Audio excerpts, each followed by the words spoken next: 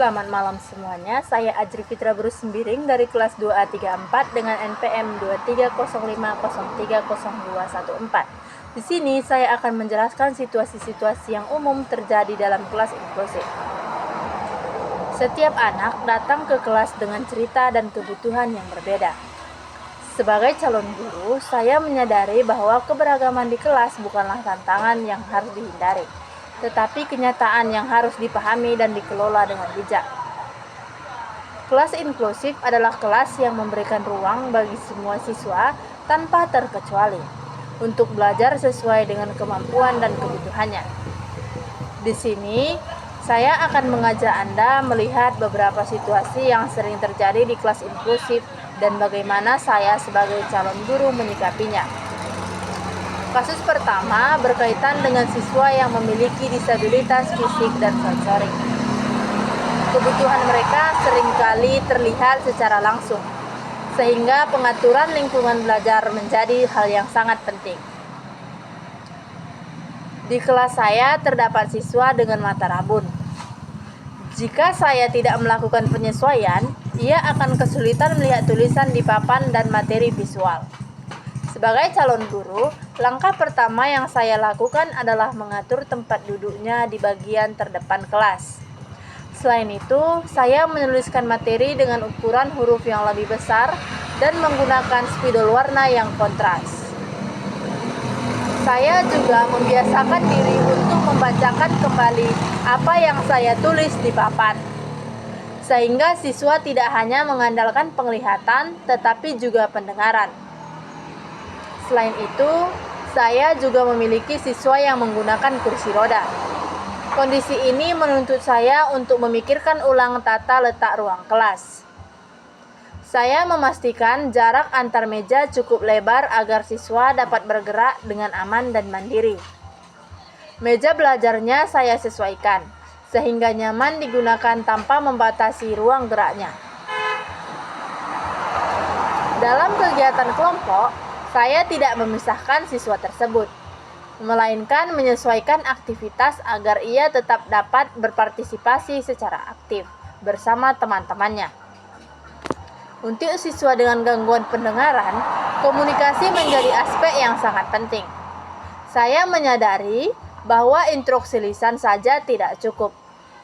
Ketika menjelaskan materi, saya selalu menghadap ke arah siswa, berbicara dengan jelas, dan tidak terlalu cepat. Saya juga menggunakan bantuan visual seperti slide, tulisan di papan, dan isyarat sederhana. Jika ada instruksi penting, saya memastikan siswa benar-benar memahaminya dengan cara meminta mereka mengulangi kembali instruksi tersebut. Kasus berikutnya adalah siswa dengan disleksia atau gangguan belajar. Kebutuhan mereka sering kali tidak terlihat secara fisik, tetapi sangat memengaruhi proses belajar. Saat memberikan tugas, saya tidak hanya mengandalkan teks panjang yang padat. Saya menyederhanakan instruksi dan menyusunnya dalam langkah-langkah yang jelas. Saya juga menggunakan instruksi visual seperti gambar, bagan, atau contoh konkret agar siswa lebih mudah memahami apa yang harus dilakukan. Dalam pembelajaran, saya memberikan kesempatan pada siswa untuk menggunakan aplikasi pembaca teks, sehingga mereka dapat memahami materi melalui pendengaran. Untuk penilaian, saya tidak membatasi siswa pada suatu bentuk tugas.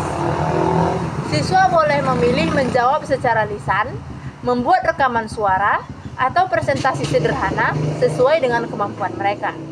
Dengan pendekatan ini, saya berusaha memastikan bahwa yang dinilai adalah pemahaman konsep, bukan keterbatasan dalam membaca atau menulis. Tidak semua kebutuhan khusus terlihat secara kasat mata. Beberapa siswa memiliki kebutuhan sosial dan emosional yang membutuhkan perhatian khusus. Di kelas saya, terdapat siswa yang mudah cemas dan seringkali menarik diri dari lingkungan sosial. Dalam situasi seperti ini, saya memilih untuk tidak langsung menegur di depan kelas. Saya mendekatinya secara perlahan, berbicara dengan nada yang tenang, dan memberikan ruang agar ia merasa aman. Ketika ada kegiatan kelompok, Saya memberikan pilihan kepada siswa tersebut. Apakah ingin bekerja sendiri terlebih dahulu, berpasangan dengan teman yang sudah dikenal, atau bergabung dalam kelompok kecil. Saya juga membangun budaya kelas yang menekankan empati, saling menghargai, dan tidak menghakimi perbedaan. Secara bertahap, saya membantu siswa mengembangkan keterampilan sosial dan membangun kepercayaan diri melalui pengalaman positif di kelas. Dari berbagai situasi tersebut, saya belajar bahwa kelas inklusif bukan tentang menyamakan semua siswa, tetapi tentang memahami kebutuhan mereka. Sebagai calon guru, saya tidak dituntut untuk menjadi sempurna, tetapi untuk terus belajar, peka, dan mau menyesuaikan diri. Ketika siswa merasa diterima dan didukung, mereka akan lebih berani untuk belajar dan berkembang. Karena pada akhirnya, pendidikan yang inklusif adalah pendidikan yang memanusiakan manusia. Sekian dari saya, Ajri Fitra Busembiring. Terima kasih.